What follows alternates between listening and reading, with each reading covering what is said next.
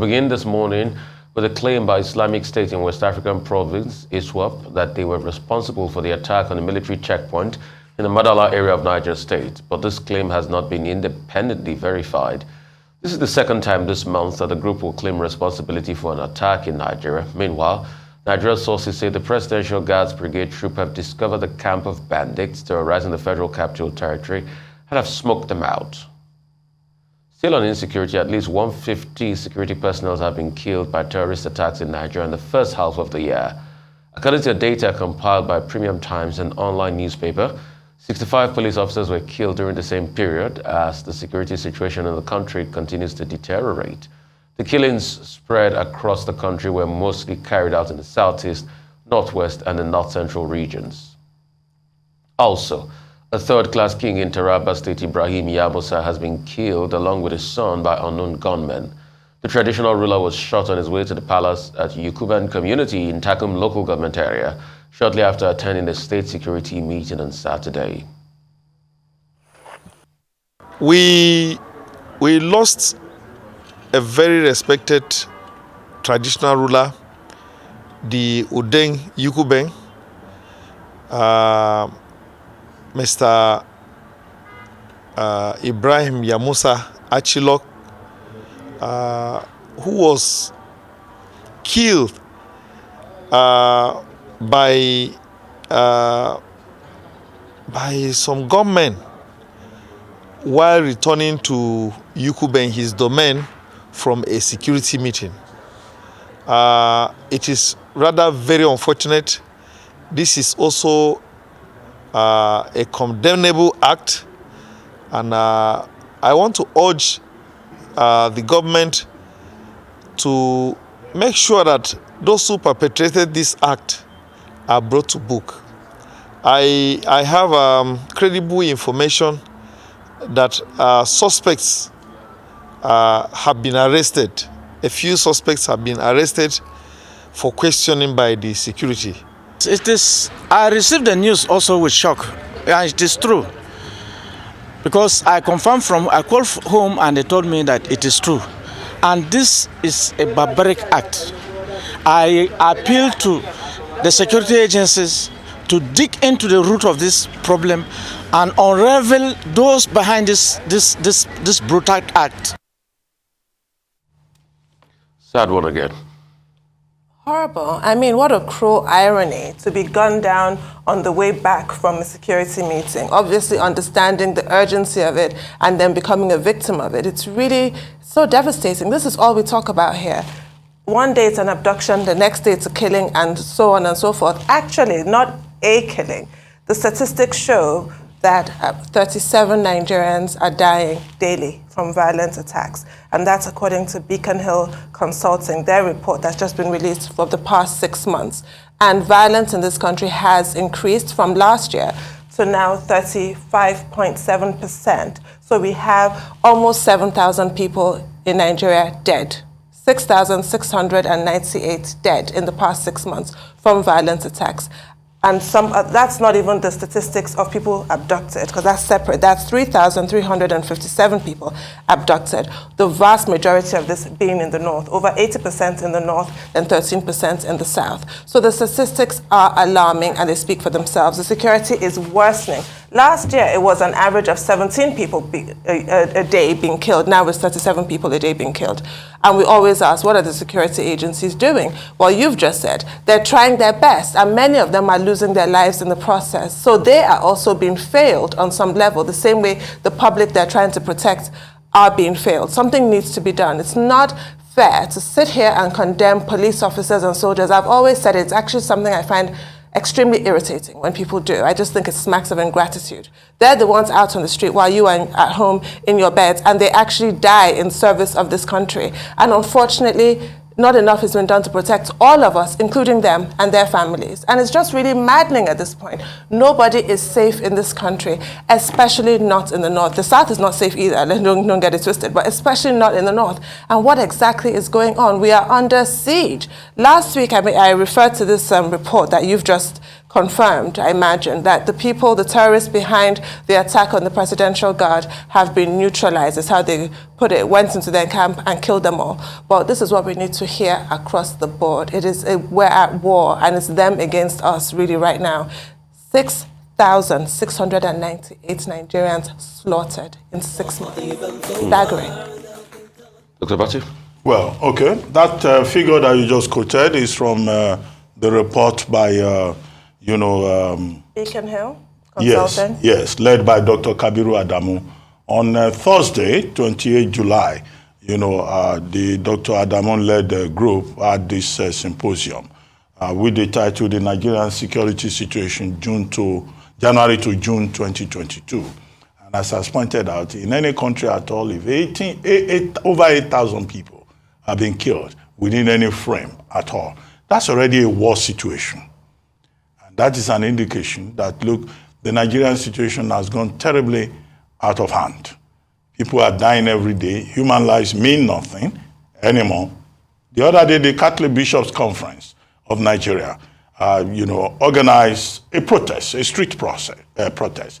And their main argument is that what kind of country is this, where human lives mean nothing anymore, where casualty figures, people just living in their homes, staying in their own environment, as has been reported in a particular case from Anambra State over the weekend, husband and wife preparing to go out. People just came, they beat them up, they came back, they axed the wife down. That is how bad the situation is. Even the Federal Capital Territory is not safe. The Federal Capital Territory of Nigeria at this moment, maybe the only safe place there, it will be the presidential villa. Because to take on the presidential villa, that will be a declaration of war on the Nigerian state. But you never know. The axis, the suburbs, all of them, all of those areas in Abuja would seem to have been compromised. And yet what we hear is the same platitudes. 3 national security meetings in 1 month. And what came out of these 3 national security meetings? We assure you, we assure you. We are continually being assured. When is this assurance going to yield fruits? I don't think, Tundu, you feel assured. I certainly don't. That anywhere is safe in this country, with people dying in a war, in Ondo State, everywhere, in every part of the country, whether it's Anambra or it's Kogi State or it is Kwara State. Now, what is the way forward? We're told that new strategies are being designed. What do these strategies, what do they really translate into? Part of the problem that we have is that their so-called security architecture has failed. Given Nigeria's security arrangement, it is the police that should lead the process for internal security. And that was the point Senator Adeseye Ogunlewe was making when he appeared on this program last week. And he kept saying, look, the police, they are very important if you can get them to function. But the police, that is responsible for internal security cannot function. The military are deployed all the time, but even the military, they are overstretched. The use of the military in internal security operations has become even a problem to the military itself. Because they are completely overstretched, they cannot function. The kind of backup, the Constitution says you can call in the military in aid of civil authority. But the civil authority is completely ineffectual. By civil authority, we refer to all the other security agencies, from the police to the civil defense. They've not been able to do anything. I sincerely hope, that one day, this their architecture that they are constructing, they will get it right. But I've always said, it doesn't look like this will be done in the life of this administration. So if it is not done in the life of this administration, you can expect more persons to be killed. You can expect more violations of the civic space to happen. You can expect greater ineffectuality on the part of the security agencies. So that is where the problem is. That is the way we are. But I just hope that whoever is going to be the president of Nigeria in 2023 is thinking about these issues. And I keep complaining that up to this moment, some of these political parties, some of these presidential candidates, they don't have manifesto. 18 candidates. Maybe out of the 18, maybe you can pick out 2, 3 of them to say, okay, these are the concrete things that they are talking about. But for the larger part, you don't know what they are talking about. Only yesterday in the UK, in the Tory race, you can at least hear certain things about tax cuts. Rishi Sunak saying he will cut by 4%, the income tax and all that. And Liz Truss saying, this man is doing tactical flip-flop. At least they're talking about ideas. They're talking about things that affect the people. Here in Nigeria, if you look at the PDP is fighting over whether Vice President Atiku has done well by Wike, or whether he lied or not. Adults, people who are supposed to be serious-minded, who are to be leaders, they gathered yesterday evening in Abuja, both serving governors and former governors, to discuss some Wike's tantrums. The PDP is not talking about their ideas. PDP is talking about the Wike problem. One individual has become a problem to the party. What kind of political system do we run here? In the other party, the All Progressives Congress, there's so much distraction about age, about competence, about, are these people serious at all? Okay, then you have the labor movement, the Labour Party, the obedient movement, very active, and also engaging in argumentum ad hominem. When are we going to begin to focus on the concrete issues? I want to engage, listen to people at the level of ideas. Not one man is throwing tantrums, is becoming a drama king, or that another party does not know the age of their candidate, or that another party is busy abusing people. Can we just get serious? There are serious issues like security, insecurity, and the death of innocent Nigerians whose only offense is that they are Nigerians. To buttress your point and to make our case look even worse than you've just vividly painted, Rishi Sunak is talking about that 4% tax increase, tax cut, income tax, yes? Income tax. Yes. He's actually talking about 2028. He said yes, in 7 the years. life of the next parliament. So he's thinking that far ahead. Let me curb inflation and then do that. So there's a long roadmap. Do we see any of that here? Well, the Liz Truss camp is saying do it in 7 weeks. Yeah, like she wants not to. In 7 years. But do we even have any thought of 7 years? No, nobody is thinking about anything. I mean, Tundu and Dr. Abati, what do you expect? Small minds talk about people. Great minds talk about ideas. Do you see a broad world vision in our political class today? All of them put together. Do you see anyone? Do you see anyone that's got riveting ideas on how to transform the country? Do you see anyone out of our political class? So don't be surprised when they are talking about fellow human beings, because you see, politics for them and our political class put together is not to change the lives of people with ideas. Is to make them feel big about themselves, and is to cushion the effect of their hitherto inferiority complex propositioned by a society that has weaponized poverty, and make them feel they're on top of the world. That's why you cannot hear ideas in the Nigerian political space. It's tantrums, fights, and these are distractions from the real issues. And that's why collectively, since 2009, we've not been able to solve the problem of insecurity. And we might not solve it even in the next administration. That's the sad reality. Because nobody is assaulting the problem with critical thinking. People don't think again in Nigeria. Even the people they pay to think for them are busy gossiping. So don't be surprised if politicians are talking about people like the PDP is talking about Wike, like APC talking about the age of a candidate, like Labour talking about what they are talking about, and other political parties talking about how bad this government has been. You can't give what you don't have. Let's not deceive ourselves. A lot of people in this country claim they have it, but they don't have it. They don't have renewal ideas to change Nigeria, so they can't give it. That's why today we have not even had a State of the Nation address on the economic terrorism that is going on. You know, so when we say police officers are being killed, it's not only physical terrorism, there's economic terrorism. Economic terrorism attacked the Naira from 170, it just changed number to 710. Economic terrorism. Bad policies here and there. Lack of productivity is economic terrorism. Why is it cheaper to import than to produce in Nigeria? Because of economic terrorism. Why are we taking so much debt now to pay our debts? Because of economic terrorism. Why are we not raising revenue? Economic terrorism. Why there's corruption? Economic terrorism. And every sphere of government, you see it there. Why is ASU on strike? Economic terrorism. Because Nigeria is a great country spread across 923,000 square kilometers of land. But you are telling me that we can't collect enough taxes. We can't even collect $50 billion in revenue for a population of 200 million people. They will never talk about that because they are part of the economic terrorism.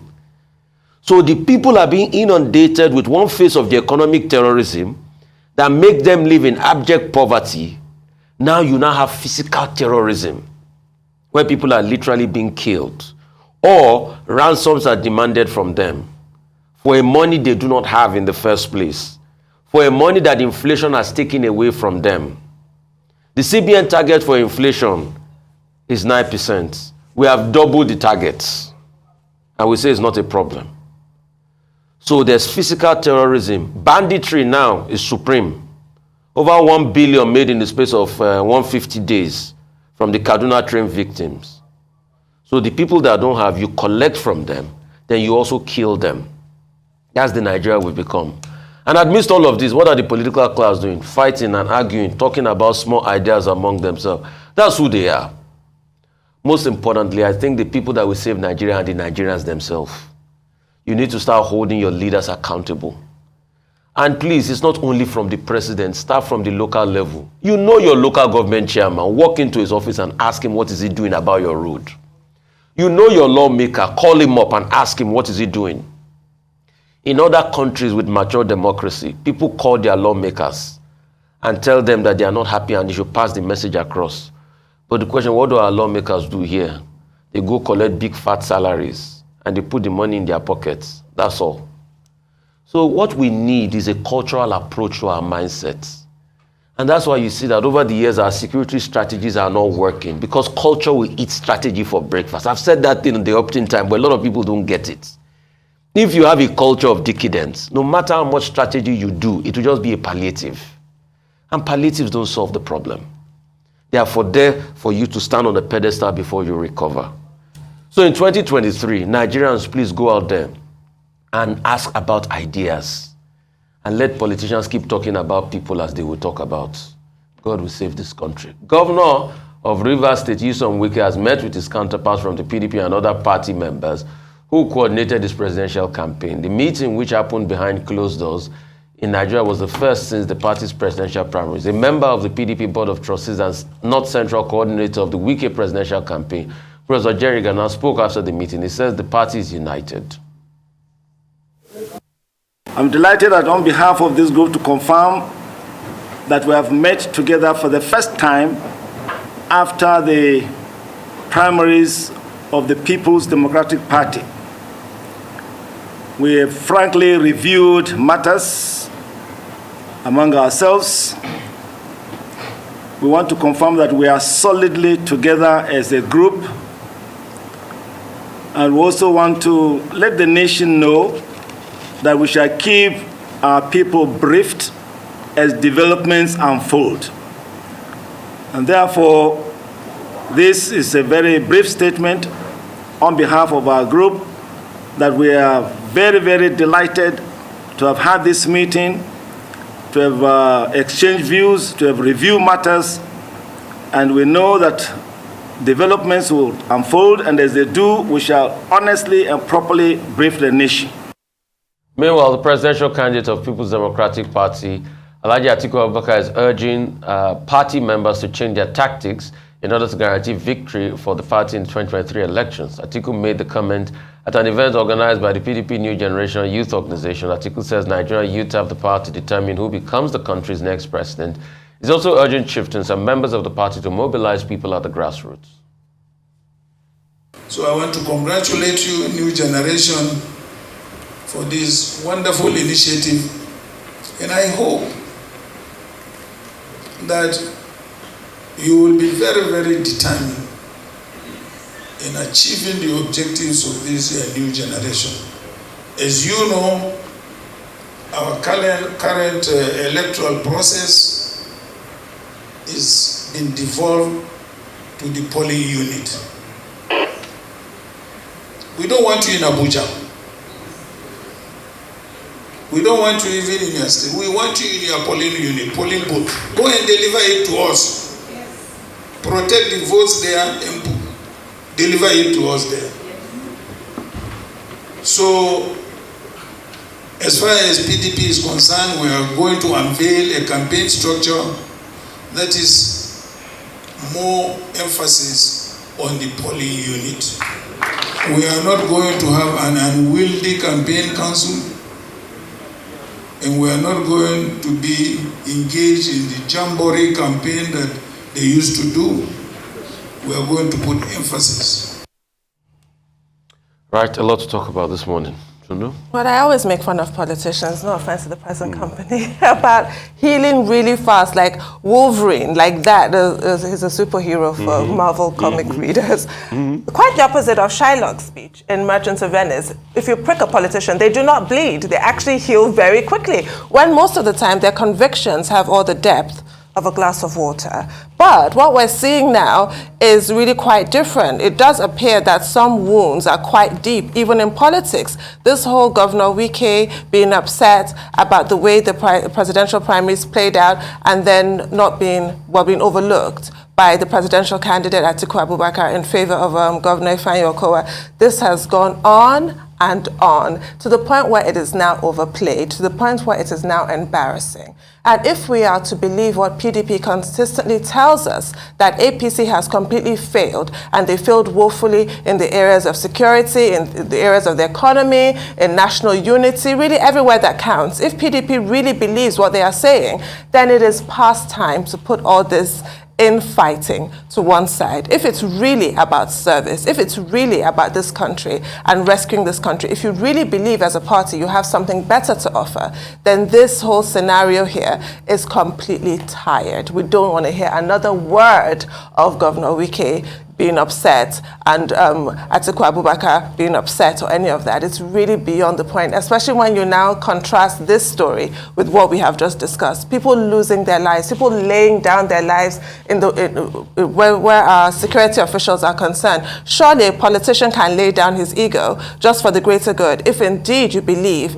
that APC is not serving the people. What this shows is that might not be what they actually believe. What this shows is what you're telling us, effectively, is that there's no difference between the two parties. And that, I think, is really quite sad for this public. Dr. Bati? I think it's a tragedy for the People's Democratic Party that the party has been reduced to the level of the tantrums and the melodrama of one individual called Nyesom Wike, 59-year-old Nyesom Wike, who thinks that the party belongs to him. I hope that the party itself will take part of the blame, because after the 2015-2019 general elections, when everybody abandoned the party, it was Wike that stepped in there using resources. Well, I don't know where those resources came from, but he stood firm to defend the party, to keep the party alive, and to keep other members of the party at the highest level alive. And hence, he developed a sense of entitlement. And he thought, in a royalistic manner, that the top prize, the top position in the party was meant for him. But when he was disappointed, now he's gone ahead to throw tantrums. He didn't make it to the presidential, ticket of the party. He was also pushed aside in the choice of the running mate to the presidential standard bearer, Alhaji, well, he says we should not call him Alhaji, Atiku Abubakar. Okay, so at the end of the day, here we are. So the PDP has a wicked problem. I hope that going forward, the party will learn from their own conduct, from their own mistakes, how because of stomach infrastructure, many leaders of the party more or less handed over the party to one man who developed a sense of delusion, a sense of exaggerated importance, and thought that he could lord it over other members of the party. Second, now they've had a meeting yesterday. Professor Jerry Ghana, who is one of the founding fathers of the party, says we are one.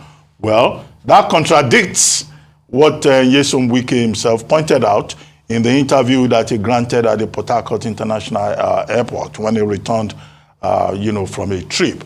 He said that he will talk more. What is he going to say again? In 15 minutes of rambling, protest, he said Atiku lied in an interview that he had with this station, Arise TV. Two of the interviewers are here. Okay? Now, at the end of the day, he did not debunk the lies that he imagined.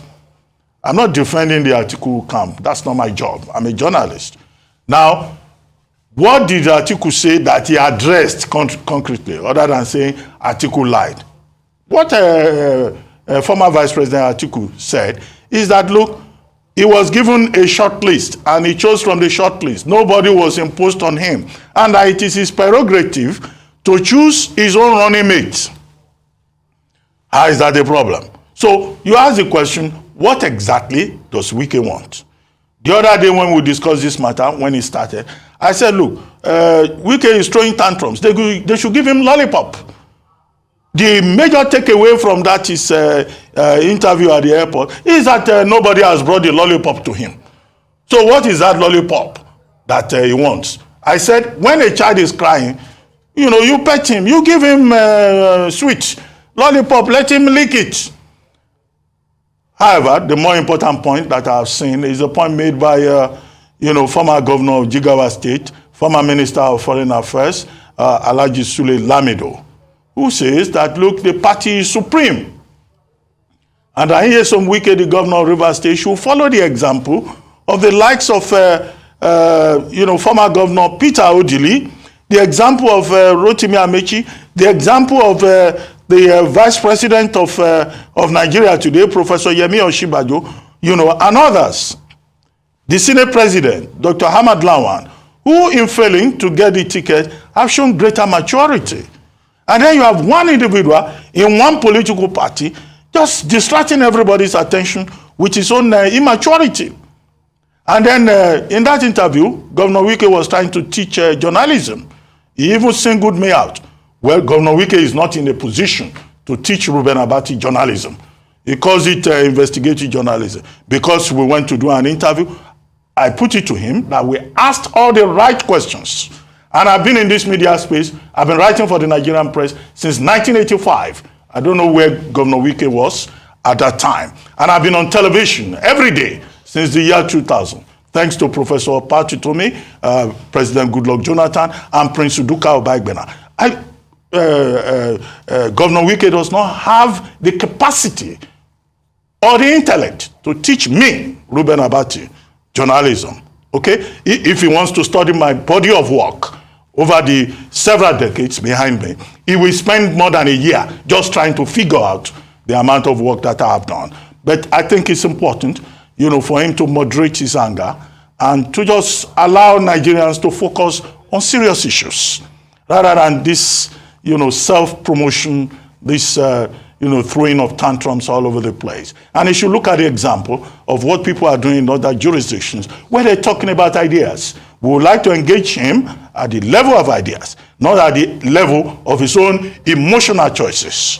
So people should not think because they are in government, they have a platform, they have the right to just misbehave in the public domain. Because indeed, there are persons who are now saying, what exactly does Governor Wike want? And how far does he want to go? If he is tired of the PDP, he has the option of going to another political party, doesn't he? It's within his rights to do so. But he should not drag people like us who are doing a honest day job into their matter. I don't have a dog in that fight. Well said. Thank you so much, Dr. Abati. I mean, it was just like what we were saying before. We've become a country where politicians don't even think of their ideas, but it's about themselves alone. what is in it for me?